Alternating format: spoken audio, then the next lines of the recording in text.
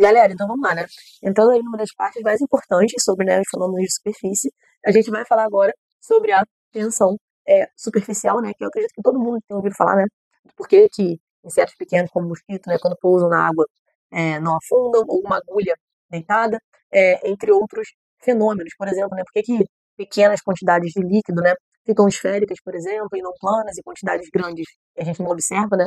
Essa formação de esfera. Então, tudo isso está relacionado com o fenômeno de superfície e com a querida da tensão superficial, que a gente vai representar pela letra gama. É, beleza? Bom, tem várias formas, tá, de definir tensão superficial, particularmente a que eu mais gostei de ter visto, de ter trabalhado e estudado, foi essa daqui, ó, que o trabalho necessário para eu trazer uma molécula que está no seio da face de um líquido para a sua superfície. Então imagina, né, um copo com água e eu quero trazer uma molécula do centro desse copo com água para a sua superfície. Para fazer isso, eu vou ter que realizar, né, um trabalho. E aí, gente, esse trabalho ele é proporcional ao aumento da superfície que a saída dessa molécula que está lá no meio para cima vai causar. Porque se eu tiro uma molécula que está no meio e coloco ela na superfície, essa superfície aumenta um pouquinho, né? De acordo aí com o tamanho dessa molécula. E aí, o trabalho feito para isso vai estar relacionado, né, com esse aumento da superfície e também, né, com a quantidade de moléculas que vai subir. Mas essa parte a gente não vai prestar tanta atenção agora. E sim, vai ver que para esse trabalho, o aumento dessa superfície está relacionado diretamente é, com ele. Então, eu posso escrever aqui, ó, uma proporcionalidade, né, que a variação do trabalho infinitesimal para isso acontecer é proporcionalmente, diretamente proporcional ao aumento, né, infinitesimal dessa área da superfície. E aí, na matemática, quando eu quero pegar uma proporção, transformar numa igualdade, né, uma proporcionalidade em igualdade, eu devo multiplicar por uma constante. E aí, o que vai acontecer, gente? Né? O dW, na verdade, ele é gama, que é uma constante, vezes dA. Então, assim, a primeira forma de definir a tensão superficial, né, é que ele é uma constante de proporcionalidade entre o trabalho necessário e o aumento da área que foi realizado. E aí, né, se eu quiser isolar esse gama, né, eu tenho que, né, é o dW sobre dA. O que isso mostra para mim, né? Que a tensão superficial, gente, na verdade, né, é trabalho por unidade de área. Ou seja, é o quanto de trabalho que eu vou ter que fazer para aumentar ali a superfície em uma certa quantidade. Ela é medida, tá? Em Newton por metro, tá? Ou também muito em Dina por centímetro, tá? São as duas unidades principais que a gente trabalha e às vezes é necessário fazer a conversão entre as duas. Depois, quando eu fizer aqui algum exercício, eu mostro qual é o fator de conversão. Beleza? Então, tensão superficial é isso, ela é uma constante, ela varia com a temperatura, tá? Por exemplo, quando eu estou chegando perto da temperatura crítica, a tensão superficial, tá? Ela vai deixando de existir. Por quê? Porque na temperatura crítica eu não vou ter mais, né, a distinção entre as fases. E a tensão superficial, como eu estou falando, ela está atuando na interface, né? Eu puxando uma molécula para a interface. Então, se eu não tenho mais interface, eu não tenho aí, né, a, a, a divisão, né, de para onde eu vou puxar essa molécula. E a tensão superficial, ela deixa de existir, então ela depende da temperatura, beleza? É uma coisa importante também. Outra coisa legal que a gente pode pensar em tensão superficial, né, tá? É relacionar ela com força, tá? Então, imagina aqui que eu tenho um aramezinho móvel, que eu consigo puxar ele, e aqui tem como se fosse uma bolha de sabão, tá? E aí eu vou querer, ó, esticar essa bolha. Eu quero aumentar essa área, essa bolha aqui, ó, em dA. Então eu vou puxar esse arame que estava aqui e vou colocar ele onde eu estou marcando. Para fazer isso, né, essa área vai aumentar em dA e essa distância, né, esse tamanho vai aumentar em dx. O que eu sei disso, tá? Cadê meu pelo preto sem ser esse, gente? Ah, vai ser aqui mesmo, tá lá do outro lado. Vamos lá, o que eu sei disso? A gente sabe do ensino médio, já mostrei isso pra vocês, né? Que é, trabalho, ele pode ser dado força vezes um deslocamento, certo? Só que a gente acabou de ver agora que trabalho também pode ser dado pela tensão superficial vezes a variação da área, certo? Então aqui eu posso escrever, ó, dW é igual a gama dA. Aqui em cima, se eu for escrever na forma diferencial, eu tenho também que dW é igual a força vezes dx. Observa, então, que são duas expressões para dW. Logo, o que eu posso fazer? Substituir ali uma na outra, né? Igualar as duas. Então, F dx é igual a gama dA. Concorda comigo? Só que, só que, o que eu posso observar aqui? Agora preste atenção. Como que eu sei quem é dA? Gente, como que eu sei quem é dA? Eu não tenho que lembrar. Isso aqui é um retângulo. Se eu tenho L desse lado, observe que o arame é do mesmo tamanho. Então aqui eu também tenho L. E aí a área do retângulo, né, é o lado maior vezes o lado menor. O lado maior está representado por L e o ladozinho menor, ó, está representado por dx, ou seja, a variação, né, desse comprimento. Então, dA, na verdade, é L vezes dx, né? dA é igual a L vezes dx. Qual é o problema? Essa bolha de sabão, na verdade, ela é um filme. Essa parte, às vezes, é um pouco confusa, mas vamos lá. O que isso quer dizer? Quer dizer que eu tenho bolha de sabão nessa parte de cima do arame, mas eu também teria uma outra bolha de sabão idêntica na parte de baixo do arame. Isso quer dizer que eu tenho a área de cima do arame e a área embaixo do arame. Então, na verdade, tudo isso daqui tem que ser multiplicado por 2. Aí, olha o que vai acontecer aqui pra gente, né? F dx, na verdade, é gama que multiplica L dx, porque isso é igual a dA, só que eu tenho que multiplicar por 2 por se tratar de um filme. E aí, olha o que eu vou ter aqui agora pra gente, né? dx se cancela com dx. O que sobrou pra gente, né? Que é a força aqui, né, que eu tenho que fazer para poder esticar essa bolha de sabão é igual a 2 vezes gama, certo? Vezes o L, que é a nossa distância ali. Para isolar o gama, né, 2L vai passar para baixo, então tem a força sobre 2L. Então, isso daqui, tá? Vou chamar de equação 3, mostra pra gente uma outra interpretação para a tensão superficial, né? Na verdade, a tensão superficial é a força por unidade agora de comprimento que a gente faz para aumentar esse comprimento. Mas a gente vê que ela também está relacionada com a área, né? Como a gente também tinha visto aqui. Então, são fórmulas que mostram maneiras diferentes de interpretação para a tensão superficial. O que a gente faz agora? Agora que eu sei que é tensão superficial e sei maneiras de interpretar, o que eu vou fazer agora? Lembra aquelas equações que nós estamos vendo até agora, né?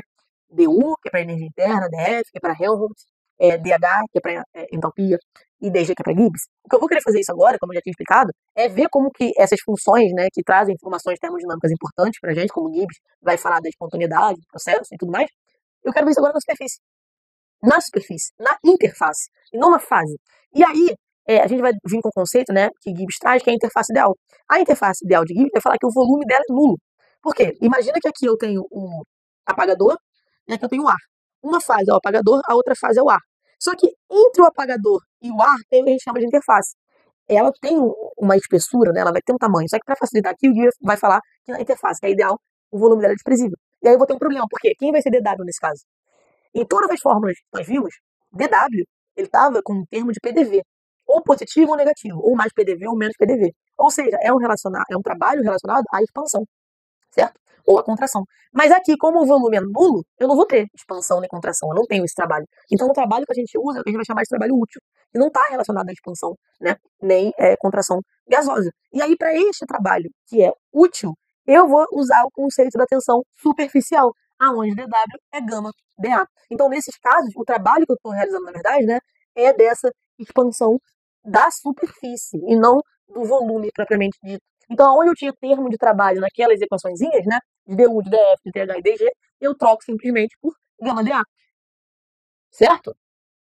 Todos os termos de trabalho a gente troca agora por gama dA. É isso que vai representar o trabalho numa interface ou numa superfície, tá? Então aqui eu peguei dU, dF, dH e dG, nós fizemos essas 4 fórmulas nas últimas aulas, eu cheguei nela com vocês, e agora onde tinha termo de trabalho, né, ou PDV ou menos PDV, a gente sabe que vai estar zero, porém, pela primeira lei da termodinâmica, né, eu tenho que ter alguma coisa relacionada a trabalho, não pode ser só termo relacionado a calor, então o trabalho agora, na verdade, se torna o trabalho, né, da expansão da superfície, né, representado por gama dA. Beleza? Então foi isso que eu fiz aqui, troquei. E agora, como eu estou trabalhando na superfície, eu vou ter as minhas funções superficiais. Então, energia interna de superfície, Helmholtz de superfície, entalpia de superfície e energia de Gibbs de superfície. Beleza? O que eu posso ver daqui também, né? Do que essas funções dependem? Agora, esse U de superfície, ele é U de S e de A. Então, ele depende da entropia e da área. Agora, Helmholtz é Helmholtz de T e de A. Então, F é F de T e de A. Se eu analiso a entalpia agora é a entalpia, né, de S e de A, e a nossa energia livre de Gibbs, ela é Gibbs de T e de A. Isso aqui vai ser importante para a gente depois entender, né, melhor o que é essa entalpia de superfície, tá? Essa é uma propriedade importante para a gente nesse estudo, que depois eu vou desenvolver mais ela na próxima aula, tá bom? Então é interessante a gente saber do que essas funções dependem. E aí, para a gente ir avançando, né, e ir descobrindo outras coisas, eu posso aplicar aquele conceito de derivada parcial na minha energia de Gibbs, só que nesse caso, na minha energia de Gibbs superficial. certo? Ou seja, eu vou querer aplicar aqui, né, nessa fórmula da Gibbs superficial. E a Gibbs superficial, como eu já botei ali para você, né, ela depende de T e de A. Então, usando aquele meu conceito, né, de derivada parcial, como é que eu fazia mesmo? Era dRom da própria função sobre dRom da própria variável, dt. Mas, agora você vai fazer para a segunda. dRom de G sobre dRom de A, dA. Isso aqui a gente já fez algumas vezes nas outras aulas, né? Aquela questão da derivada parcial. Beleza. O que eu vou fazer agora? Eu vou analisar o que é cada uma dessas partes. Vocês concordam comigo? Vamos lá. Aqui, quem que acompanha o dt? Quem acompanha o dt é o menos s. Então eu poderia escrever aqui, ó, que dRom de G sobre dRom de t significa menos s. Beleza. Quando eu olhar aqui, dA, quem acompanha o dA aqui? Não é o gama? Então é nessa parte que eu vou focar aqui nesse momento. Eu quero prestar atenção na tensão superficial. Depois a gente vai falar mais sobre essa entropia ser negativa, né? E ser dRom de G, dRom de T, futuramente. Depois, vamos ver se é isso mesmo ou se é outra coisa, né?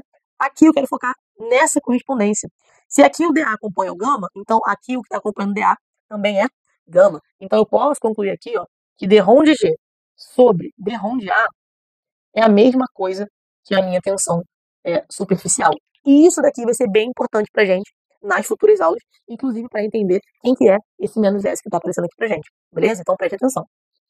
Outra coisa que eu queria fazer nessa aula com vocês, que vai ser importante para as próximas, é derivar, tá? Gibbs em relação à área. Só que é T constante. Só que esse Gibbs, aonde eu vou fazer isso, vai ser o Gibbs que a gente viu antes. Não é o Gibbs superficial, é o Gibbs normal, tá? A gente viu que G era H de S de T, quando eu fiz a transformada de Legendre. Certo? Vou derivar isso daqui então. Isso aqui a gente viu na última aula.